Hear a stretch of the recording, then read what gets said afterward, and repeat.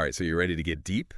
Like really deep. Always up for a deep dive. Today, we're going to be diving into something pretty intense, I think, and it really got my wheels turning. Oh, yeah. Yeah, we're talking about truth and belief and how those two things kind of like, play together and sometimes clash, I maybe. kind of am intrigued. So, yeah, we've got just one source for this deep dive, and it's called Lies.PDF. Pretty straightforward title, right? Lies.PDF. Got it. But the content, it's anything but straightforward. Okay, so Yeah. what's so intense about this? Lies.pdf. Well, it just comes out swinging with these super strong statements about lies and faith and like even define will and stuff. All right, lay it on me. So like right off the bat, the first thing it says is lies are never okay. Just like that. No ifs, ands, or buts. Whoa. Okay, that's a pretty bold statement right out the gate. I know, right? And it really got me thinking, like, what about those little white lies we tell all the time, right? Like oh yeah, that outfit looks great on you kind of thing. Right. The social lubricant lies. Exactly. Are those really never okay? Like ever? Mhm. Is there no situation where like a little fib is actually the better option? Well, that's the thing, this lies.pdf, it doesn't really get into those like gray areas or like, exceptions to the rule. It's all about this like black and white absolute truth kind of thing. Yeah, I see that. So if we're going to like really take this statement seriously and like really think about it, it kind of makes you reconsider the whole like harmless white lie thing, like what if even those little lies can actually do some damage even if we don't see it right away? Yeah, that's true. Like, what if those little lies build up over time, like kind of a ripple effect? Exactly. Like you start with a tiny little white lie and then maybe you got to tell another one to cover that one up and then another one. And then pretty soon you're like, you're tangled up in this web of deception. Wow, yeah, that's a scary thought. Right. And it kind of reminded me of some of those philosophical ideas about ethics, like that like Kant's categorical imperative. Have you ever heard of that? I can't say that I have. So basically it's this idea that like moral rules should be universal. You know what I mean? So like if lying is wrong, then it's always wrong no matter what, even if you think it's for a good reason. Okay, that makes sense. So yeah, this lies.pdf, it definitely doesn't mess around when it comes to honesty. No, it doesn't. And then it gets even more interesting because like the next big idea is that to like really succeed in life, you got to align yourself with the Word of God, whatever that means. Right? Yeah, that's where things get really interesting and maybe a little tricky, right? Because that phrase, the Word of God, it can mean so many different things to different people. Totally. Like for someone who's not like super religious, what does that even mean? Right? Could it be like their own personal code of ethics? Or like just some kind of inner voice that guides them? Yeah, absolutely. I think that's a totally valid interpretation. I mean, even though this lies.pdf seems to be coming from like a specific religious viewpoint, the ideas underneath are way more universal. It's Yeah. like this deep human desire to find meaning and purpose and to live a life that's like, aligned with something bigger than ourselves. Right, right. So it's not necessarily about like literally following some ancient text. It's more about like figuring out what your own personal Word of God is. Like what are those guiding principles that really matter to you and that you want to like live by?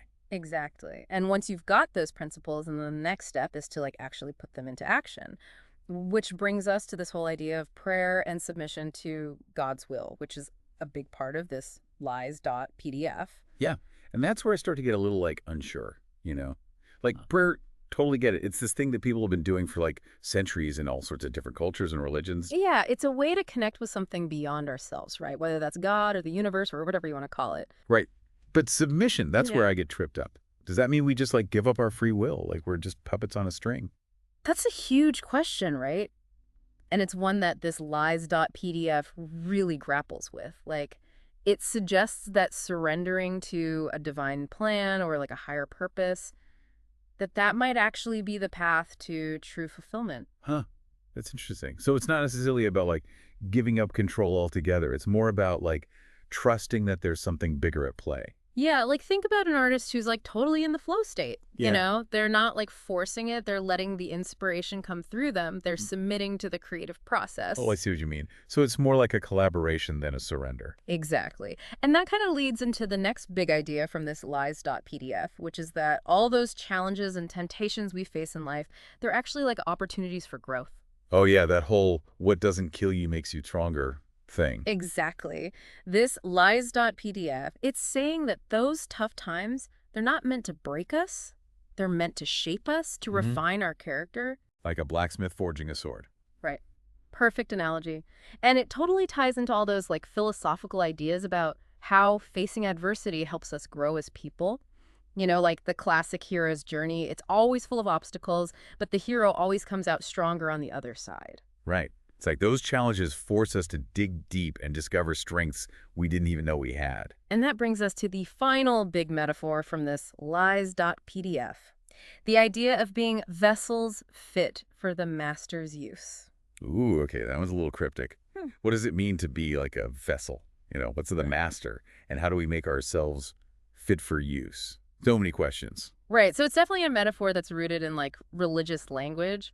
But again, I think the underlying idea is something that resonates with a lot of people. Even if you don't believe in a literal master, there's still this human desire to feel like our lives have purpose, like we're here for a reason. So it's about like aligning our actions with our beliefs and striving to be the best version of ourselves so that we can like contribute something positive to the world. Exactly. It's about figuring out what our unique gifts and talents are and then using them to make a difference, even if it's just in our own little corner of the world. Okay, that's actually really inspiring. Right. And it brings us to like this final thought-provoking question that I think is worth pondering. So if we accept this idea that there's like a universal truth or a divine plan or whatever you want to call it, how do we reconcile that with the fact that everyone's experiences and perspectives are so different? Like, how can there be one right way when there's so much diversity in the world? That is a big question. And it's one that I don't think has an easy answer, but I think it's a question worth asking ourselves. Absolutely. And on the flip side, what if you don't believe in a higher power or a divine plan or any of that?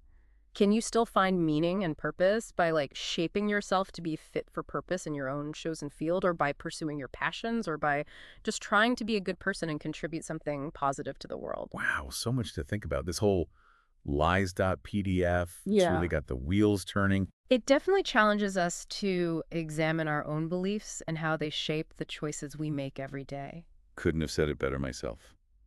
Well, that's about all the time we have for this deep dive, but I hope you'll keep thinking about these questions long after the episode's over. Me too. It's a conversation that never really ends. Thanks for joining us on this deep dive into truth, belief, and everything in between. It's been a pleasure. Until next time, keep searching, keep questioning, and keep diving deep.